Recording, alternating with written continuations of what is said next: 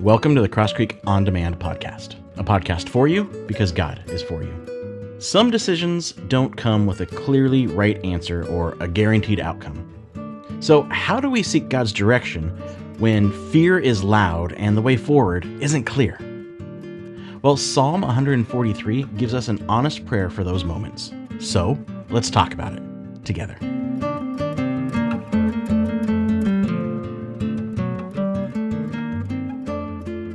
Do you remember looking forward to being an adult? Maybe you're still looking forward to it. Like wanting the freedom to do what you want, go where you want, make your own decisions. It sounded great, right? And then you grow up. And some of that freedom actually is really nice. You can decide what to eat and when to go to bed and who to spend time with. But you quickly discover that you don't just get to make decisions, you have to make decisions. And if you have kids, you have to make decisions for them too as they complain and look forward to making their own decisions. And there are times when you have a decision to make and it's not about dinner or bedtime.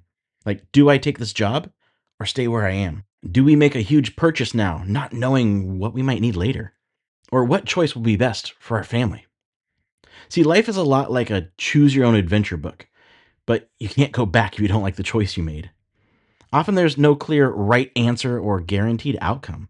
And when the stakes are high, the pressure to make the right decision, especially if it's an emotionally charged decision, can be completely overwhelming. And the more something matters, the harder it is to distinguish wisdom from fear, faith from denial, responsibility from control, or selfish motives from what's really best. And if you believe there's a God who sees you, knows you, and loves you, you want an answer. Actually, what we really want isn't just guidance, we want certainty. We want a neon sign pointing to the right path. Like, God, just tell me which option will have the best outcome. Tell me which path will just make everyone the happiest. But it's rarely that easy, is it? So, in those times, what do you pray when you genuinely don't know what to do next? Well, thousands of years ago, David from David and Goliath prayed from a situation more desperate than what job should I take? Enemies were actively pursuing him. He believed his life was in danger. He was overwhelmed and he couldn't see a way forward. And in that place, he wrote a song or a prayer that we now call Psalm 143. So let me read all of it so we can get the feel of it and then we'll talk about it. So Psalm 143. Hear my prayer, O Lord. Listen to my plea. Answer me because you are faithful and righteous. Don't put your servant on trial, for no one is innocent before you. My enemy has chased me. He has knocked me to the ground and forces me to live in darkness like those in the grave. I am losing all hope. I am paralyzed with fear. I remember the days of old. I ponder all your great works and think about what you have done. I lift my hands to you in prayer. I thirst for you as parched land thirsts for rain. And then there's an interlude, or Selah. Come quickly, Lord, and answer me, for my desperation deepens, my depression deepens. Don't turn away from me, or I will die. Let me hear of your unfailing love each morning, for I am trusting you. Show me where to walk, for I give myself to you. Rescue me from my enemies, Lord. I run to you to hide me. Teach me to do your will, for you are my God. May your gracious spirit lead me forward on a firm footing. For the glory of your name, O Lord, preserve my life. Because of your faithfulness, bring me out of this distress. In your unfailing love, silence all my enemies and destroy all my foes, for I am your servant. Now, we don't know exactly what historical situation David was facing, but this is a real life or death situation. People are pursuing him, and he feels as though he's being pushed toward death. Like, can you imagine trying to think clearly under that kind of pressure? And so this prayer starts with David crying out to God, verses 1 through 4. Hear my prayer, O Lord. Listen to my plea. Answer me because you are faithful and righteous. Don't put your servant on trial, for no one is innocent before you. My enemy has chased me. He has knocked me to the ground and forces me to live in darkness like those in the grave. I am losing all hope. I am paralyzed with fear. And that is real desperation. He's honest with where he is, and he begs God to answer him. But he doesn't base that plea on his goodness or anything he's earned. David believes his enemies are wrong to pursue him, but he doesn't pretend that means he's never done anything wrong. He doesn't tell God, I've been perfect, so you owe me an answer. He knows he can't demand God's help based on his own record. So instead of appealing to his own goodness, David asks God to answer according to God's faithful and righteous character. His hope rests on who God is, not on what David has earned. And David knows God is faithful, but knowing that hasn't stopped him from feeling completely overwhelmed, right? He's being pursued. His life has been crushed to the ground. He feels surrounded by darkness and death, and his hope is disappearing, and fear has left him unable to see what to do next. See, faith doesn't always make the fear disappear. Sometimes faith looks like telling God how afraid you actually are. David doesn't wait until he's calm enough to pray correctly. His panic actually becomes part of the prayer. And when we're there, we can start with the same honesty. God, I'm afraid, confused, exhausted. I can't trust my own judgment right now, and I don't know what to do. See, guidance begins with honesty about where you are. And David's honest about his despair. But then, while the fear is still there and the situation hasn't changed, he turns his attention toward God, to what God has done before. Verses 5 and 6. I remember the days of old. I ponder all your great works and think about what you have done. I lift my hands to you in prayer. I thirst for you as parched land thirsts for rain. David doesn't remember after he gets out of danger. He remembers while he's still in it. His circumstances haven't changed, and his fear hasn't disappeared. He deliberately brings God's past works into view alongside everything frightening him in the present. He can't see what God is doing now, so he looks back to what God has done before. And this isn't that wistful, well, that was a nice time. And it's not assuming that because God did something a certain way before, he's going to do the exact same thing in this situation. See, remembering doesn't tell us exactly what God is doing or what he's going to do. It reminds us who God actually is. What God has done before reminds us who he is now, and reminds us we can trust his character and his love. Remembering doesn't remove David's fear. It moves him to keep reaching for God while he's still afraid. He realizes he doesn't just need information from God. He desperately needs God himself. He's not just praying for the right answer. He's saying, God, I need you. I can't do any of this without you. So when we can't see our next step, we can remember what God has done in the biblical writings, in our own lives, and in the lives of people around us. And those memories don't mean God will handle our situation the exact same way, but they remind us who we are reaching toward while we wait for whatever comes next. And then the psalm has an interlude, a selah, a pause. And the first half of the psalm doesn't end with an answer. It just ends with David's open hands and a thirsty soul. And after the pause, David unleashes a torrent of urgent prayers. Prayers we can also use when we have no idea what to do next. Verses 7 through 10. Come quickly, Lord, and answer me, for my depression deepens. Don't turn away from me, or I will die. Let me hear of your unfailing love each morning, for I am trusting you. Show me where to walk, for I give myself to you. Rescue me from my enemies, Lord. I run to you to hide me. Teach me to do your will, for you are my God. May your gracious spirit lead me forward on a firm footing. See, remembering hasn't made David calm. His spirit is still failing, and he feels like he's running out of strength. He needs to know God is with him now. So he says, let me hear of your unfailing love. It's not just asking to remember for the fact that God loves him. He's asking for a fresh assurance or evidence of God's hesed. Hesed is God's stubborn, faithful, always pursuing covenant love that refuses to let go. And when he says each morning, let me hear of it each morning, it reminds me of the image from last week's Psalm, Psalm 130, where the watchmen are waiting for sunrise. David's looking for some sign that the current darkness won't last forever. He hopes morning will bring God's answer, but the psalm actually never tells us whether it does. And notice, before he asks God what he should do, he asks for God's hesed. See, if we think God is waiting for us to make one wrong move, fear can distort everything. We think God's disappointed in us.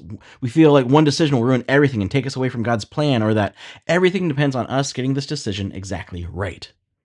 Before David asks where to go, he asks to hear again who God is toward him. See, God's love gives us a firm foundation from which to take our next steps. And then David asks God to show him where to walk. But it's not just like, help me be happy.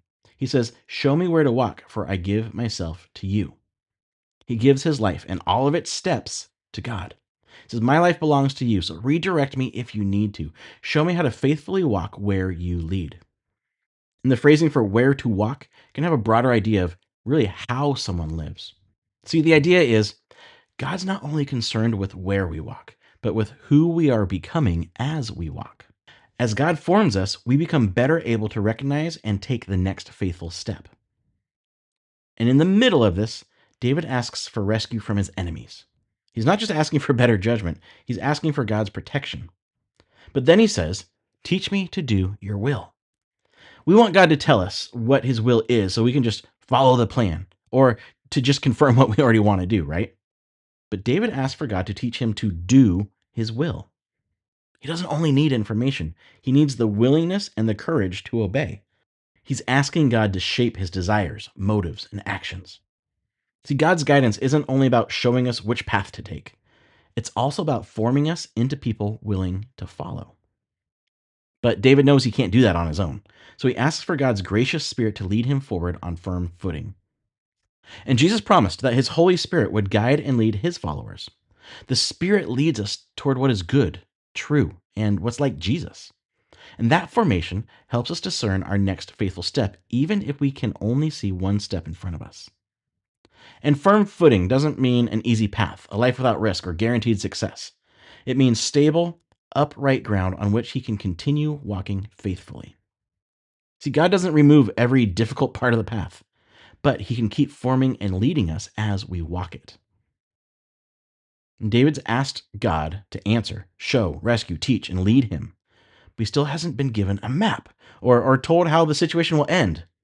So the psalm ends with David placing his life, his rescue, and even his enemies into God's hands. Verses 11 and 12. "For the glory of your name, O Lord, preserve my life. Because of your faithfulness, bring me out of this distress. In your unfailing love, silence all my enemies and destroy all my foes, for I am your servant." Once again, David doesn't argue that God should rescue him because he's earned it. He asks God to act because of God's name, God's righteousness, and God's hesed, his faithful love. But then David asks for something that may not sound very loving to us, that God destroy his foes. And David isn't talking about annoying people or someone who disagreed with him. He believes people are actively trying to kill him, and he asks God to end the threat. Now, this isn't permission to label people we dislike as enemies and ask God to destroy them, especially even our political opponents. Jesus teaches us to love and pray for our enemies. But we can still ask God to stop violence, protect people being harmed, and bring injustice to an end. So David places final judgment and the outcome he can't control into God's hands.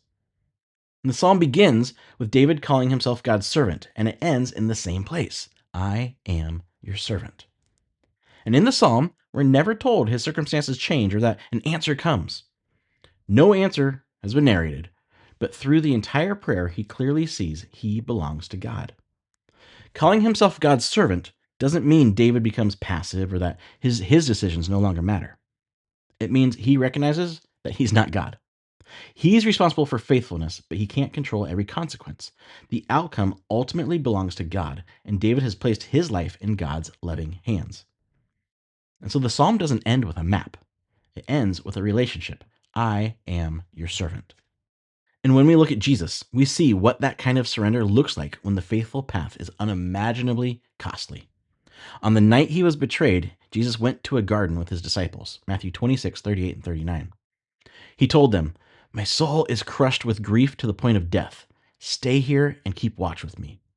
He went on a little farther and bowed down with his face to the ground, praying, "My Father, if it is possible, let this cup of suffering be taken away from me. Yet I want your will to be done, not mine." See, Jesus isn't trying to discover his mission. He knows where faithfulness is leading, and he honestly asks whether there could be another way. He's overwhelmed and deeply troubled. And he doesn't pretend the Father's path is easy. He doesn't hide what he wants in order to make his prayer sound more spiritual. He places his life in the Father's hands. He trusts in the Father's love and care and path. And Jesus' cup wasn't taken away. His path led through suffering, not around it. And it ultimately cost him his life at the hands of his enemies. But that death wasn't the end of the story. Jesus rose from the dead, defeated the power of death, and opened the way for humanity to be reconciled to God. See, Jesus doesn't just show us what surrender looks like. His death and resurrection make new life with God possible. And now, he doesn't hand his followers a map showing each step of the path. He just says, "Follow me." and he gives us his Spirit to stay with us and form us as we follow him wherever and however he leads. Following Jesus isn't a way to guarantee the outcome we want. It means becoming like the one we're following. And most of us will not get a map showing us exactly how our situation will unfold. But we can follow the one who has already walked the path of faithful surrender. So this week, let me invite you. Think of one situation where you can't see the way forward. Maybe it's a relationship, a job, a family decision, a health issue you don't know how to navigate, something about your future, or something you may need to begin or let go of. And then pray. Pray 4 prayers. First, let me hear of your love. Like, what fear about God or yourself is shaping your thinking about that decision? And then, show me the way I should go. What is the next faithful step you can see? Third, teach me to do your will. Like, are you willing to be redirected? And then finally, lead me by your Spirit. What would the most loving and faithful next step look like? Pray through those slowly and deliberately. Bring the fear with you. You don't have to wait for it to disappear before taking the next faithful step. The goal isn't to guarantee the outcome you want. It's to follow Jesus faithfully through whatever comes next. Praying these words doesn't mean waiting for a supernatural feeling or ignoring the practical work of making a decision either. Like, gather the facts. Think about the consequences. Ask wise people for honest advice. Pay attention to what Jesus has already taught. See, the Spirit often leads us through those ordinary practices. And we will all face times when we can't see the way forward. Faith doesn't mean pretending we're certain. And prayer isn't a way to force God to reveal the future or guarantee the outcome we want. It means trusting that we can keep following Jesus even when we can't see the entire path. As we follow, God's guidance may come through a clear next step, a needed correction, wisdom from someone else, courage to do what we already know, or patience to wait when nothing's clear. But when you're overwhelmed and can't see ahead, ask God not only to show you the way forward, but to form you into someone willing to follow wherever he leads. Because we may not know exactly where the road leads, but we know who we are following.